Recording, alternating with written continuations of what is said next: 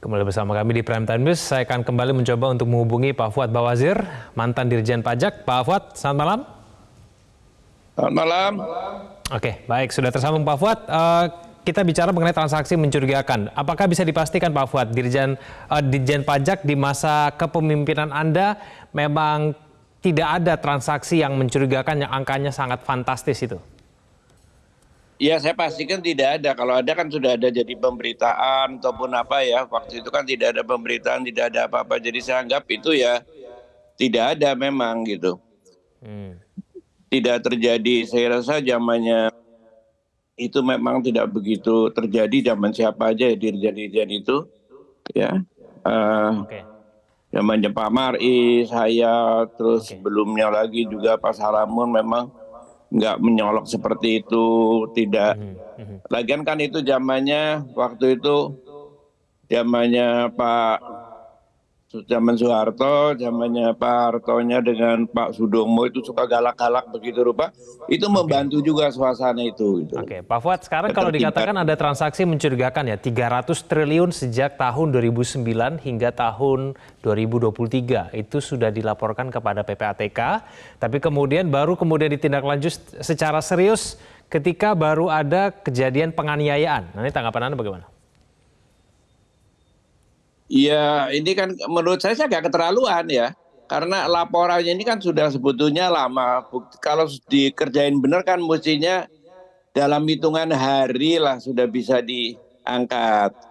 Buktinya setelah ada ribut-ribut kan berapa hari kemudian kan terus dilaporkan, sudah diperiksa di ini, itu segala macam kayaknya udah kelar lah gitu.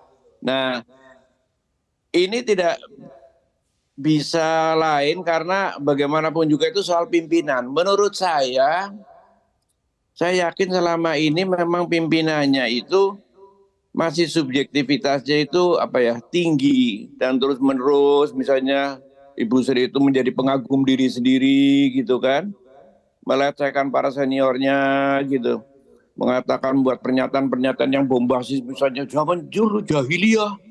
Apa sekarang nggak lebih jahiliyah kalau zaman dahulu jahiliyah misalnya gitu. Nah, sikap tidak mencatat aset negara pada dicatat gitu kan. Misalnya waktu hutan belantara Kementerian Keuangan gitu. Nah, ini kan pernyataan-pernyataan bombastis ini menyebabkan anak-anak buah itu juga takut. Terus terang aja. Terus anak buahnya misalnya dipanggil. Gimana ini? Iya Bu, zamannya Ibu lebih bagus Bu. Ah kan? Zaman saya lebih bagus kan, takut kan gajinya saya naikin, ya Bu gaji naikin jadi kami hidup tenang. Ya anak buah kalau dipanggil yang ngomong begitulah, apa boleh buat gitu kan. Tapi sebetulnya hal sikap ini akan percaya sendiri. Anda percaya bahwa memang betul bahwa ada Rafael Alun Trisambodo yang lain begitu di Ditjen Pajak di Kementerian Keuangan khususnya pada saat ini? Saya yakin bahwa ada kelompok-kelompok elit di Direktorat Jenderal Pajak ini, kelompok elit ini yang ingat ya sebagian besar itu adalah orang-orang yang baik-baik, yang jujur-jujur. Tapi kelompok elit ini kemudian sangat menguasai, mungkin sangat berlobi kepada Ibu Menterinya. Ini makanya ada motor mogenya kemudian dibubarin, untung itu ya, udah dibubarin.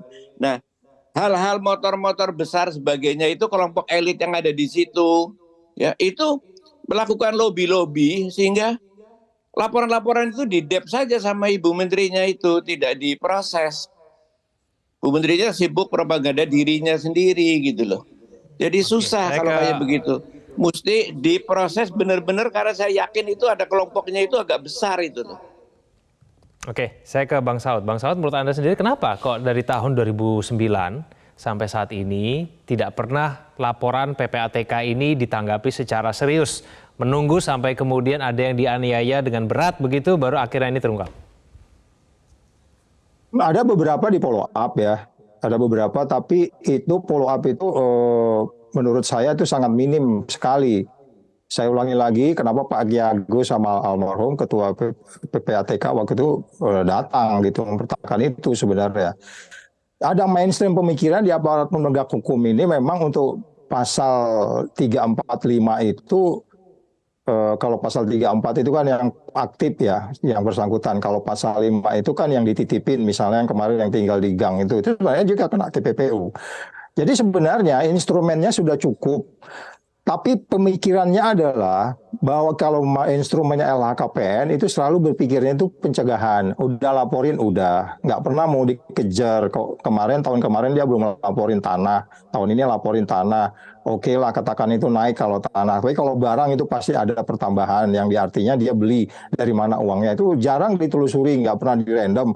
Selalu orang bilang ada 340.000 lebih pegawai negeri yang harus diawasin. Ya, itu semua alasan-alasan. Oke, betul ada yang tertinggal gitu sehingga kemudian metodenya perlu diubah. Itu dari sisi LHKPN. Dari sisi PPATK, laporan PPATK itu barang-barang matang itu memang perdebatannya selalu ya itu tadi pasal 345 itu.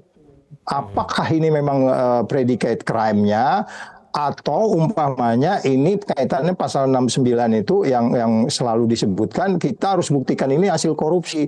Kalau dia PPATK dilihat kalau dia penyelenggara negara kan bisa dibedakan penyelenggara negara itu ya setingkat menteri, pejabat-pejabat dan lain-lain begitu ya yang kaitannya penyelenggara negara itu sudah pasti itu main course-nya itu KPK gitu. Kalau swasta tidak. Jadi laporan PPATK transaksi yang mencurigakan itu bisa saja juga tidak hanya penyelenggara negara dari sekian itu. Tapi kan kemarin lebih spesifik Pak Mahfud sudah bilang bahwa ini kaitannya dengan penyelenggara negara. Jadi kalau dia udah sangat spesifik, itu KPK nggak perlu balikin lagi laporannya itu sebenarnya. Kan tadi ada berita katanya dibalikin lagi ke Kementerian Keuangan untuk mempelajari orang ini. Kalau laporan dari PPATK itu Anda tinggal follow up aja, itu barang matang rata-ratanya kok itu. Sudah ada suspek, mereka udah cross check, udah diteliti dan orang-orang pintar di sana mendalemin. Mereka udah dalamin benar berbagai metode. Mereka lulusan luar negeri, belajar dari luar negeri. Yang artinya kalau dia pakai bertindak dari undang-undang TPPU, mereka itu paham betul undang TPPU itu ini loh dia. Yang ini kena pasal 5, yang ini pasal 34. Udah tinggal dipakai itu aja. Nah kemudian kalau penegak hukumnya apakah itu kepolisian, apakah itu kejaksaan, apakah itu KPK masih berpikir yang disebutnya predicate crime. Nah jadi lucu pada bagian lain kita udah mulai bicara, iya dong bikin dong undang-undang perampasan aset biar bisa kita ambil tanpa diadili jadi sifatnya perdata aja gitu kalau dia nggak bisa buktikan disita. Nanti naiknya sama dengan undang-undang TPPU dan sama dengan PPATK nasibnya itu. Kalau kayak gini cara kita menyelesaikan. Karena kalau kita bicara undang perampasan aset, pasti nanti ada badan lagi. Badan itu nyita-nyita barang-orang yang nggak bisa dipertanggungjawab. Nanti akan ribut lagi begitu mau dibawa ke pengadilan atau mau disidik. Kita kan nggak tahu badan baru ini nanti apakah seperti PPATK, dia hanya menyimpulkan, dia bukan penyidik. Jadi ruwet ini tambah ruwet gitu loh. Oke, tambah ruwet. Saya ke Pak Fuad. Pak Fuad, bicara mengenai modus TPPU sekarang. Apakah memang modus TPPU yang dilakukan oleh Rafael ini memang jamak dilakukan oleh ASN dan kemudian cara untuk membuat supaya bersih-bersih ini ke depan bisa berjalan dengan efektif itu bagaimana caranya? Ya saya terus saja tidak tahu itu jamak apa tidak, tapi kalau melihat dari kasusnya ini harusnya ini dijadikan kesempatan betul bagi Menteri Keuangan untuk menginstruksikan ke bawah. Kalau diinstruksikan di bawah itu cepat pertama saya itu kerjaan harian aja itu. Dan itu apalagi laporannya tadi bilang Pak Saud sudah matang, ya itu kesempatan. Paling tidak di keuangan aja nggak usah mikirin yang lebih dari Departemen Keuangan. Di Kementerian Keuangan itu diproses aja secepatnya. Kalau diproses itu tidak didebat kusirin, banyak betul tuh nanti merembet ke sana kemari lingkungannya. Nah kesempatan kalau seperlunya 100, 200, atau 1000 dikeluarkan kan juga nggak apa-apa. Udah selesai gitu loh. Yang ganti juga orang-orang yang udah siap, orang-orang yang bagus-bagus. Tapi ini kelompok-kelompok begini ini harus disingkirkan. Kalau tidak, ya nggak naik-naik tax rasionya. Tax rasionya kan kalau dihitung-hitung tax rasionya bisa naik di kalangan mereka sendiri loh, bukan tax rasionya negara itu. Jadi harus ketegasannya itu harus ada gitu.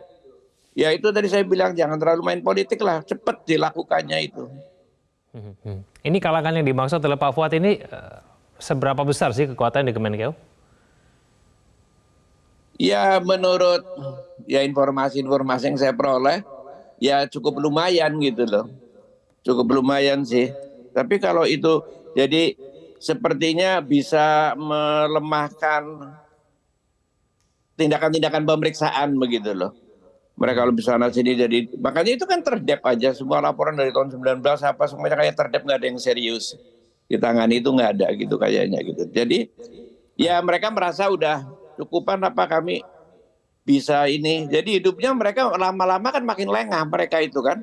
Makin hidup bersenang. Baik, kita akan tunggu nanti Bisa. bagaimana upaya bersih-bersih yang dilakukan ke depannya dari Kementerian Keuangan. Terima kasih Pak Fuad, terima kasih Bang Sal telah bergabung bersama kami di Prime Time News. Selamat malam.